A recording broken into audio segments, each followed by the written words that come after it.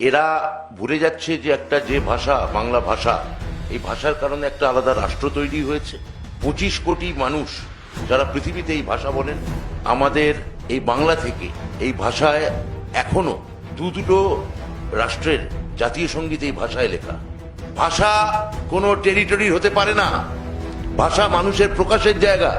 আপনি আপনার ভাষা, যে ভাষায় আপনার জাতীয় সঙ্গীত হয়েছে, যেটা আপনারা আমরা এখনো গোটা ভারতবর্ষ যে গান যে ভাষায় লেখা, তা শুনলে একজন তামিল লোক যে ভাষা শুনলে উঠে দাঁড়ান, একজন ওড়িয়া লোক, একজন গুজরাটি লোক যে ভাষায় গান শুনলে উঠে দাঁড়ান, সেই ভাষাকে আপনি বাংলাদেশি বলে দাগিয়ে দিচ্ছেন।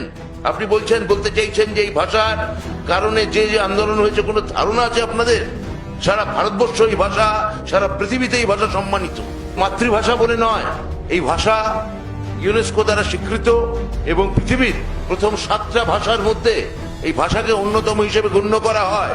আপনারা এই ভাষাকে বাংলাদেশি বলে দাগিয়ে দেওয়ার মধ্যে আপনারা যে সংকীর্ণ এবং সীমিত রাজনীতি দেখাচ্ছেন, আমি আপনাকে পাল্টা বলছি না, আপনি হিন্দি বলেন বলে যান গিয়ে পাকিস্তানে থাকুন, কারণ ওরাও তো হিন্দি বলে। তাহলে আপনি কি করে বলতে পারেন? আপনি অন্য রাষ্ট্রকে অপমান করতে গিয়ে আমাদের ভাষাকে আপনি খাটো করতে পারেন না। সেখানে এটা একটা, এই বাংলা ভাষাকে বাংলাদেশি বলে চালিয়ে দেওয়া, এটা বিজেপির একটা হিন্দি আগ্রাসন। এই হিন্দি আগ্রাসনের বিরুদ্ধে যে কনসেপ্টে ভারত তৈরি হয়েছিল, বিবিধের মাঝে দেখো মিলন মহান, সে মিলনের ধারণাকে আঘাত করে, আক্রমণ করে।